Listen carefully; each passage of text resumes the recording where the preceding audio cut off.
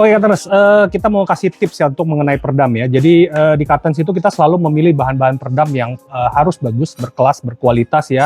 Dan kita tidak sembarangan memberikan klien kami untuk produk-produk bahan peredam yang cukup banyak di pasaran ya, tapi tidak berkualitas.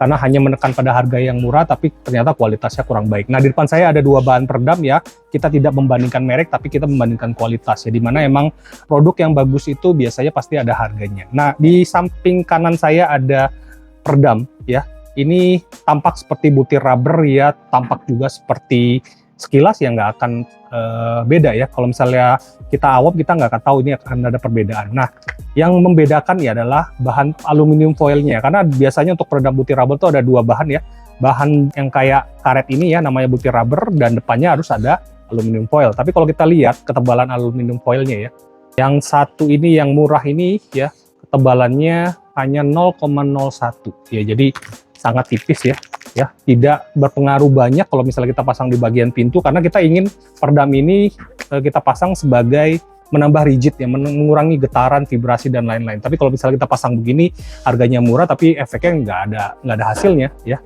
karena ini juga tipis sekali, bahan peredamnya juga nggak bagus ya, lengketnya juga kurang ya, dan saya nggak tahu bahannya pakai apa ya. Nah yang membedakan itu adalah nanti bahan peredam yang lebih tinggi harganya udah pasti ada kualitas ya. Bahan butir rubbernya seperti ini, tidak berbau ya. Dan ketebalan aluminium foilnya harus memenuhi standar. Jadi kita tes pakai ini ya.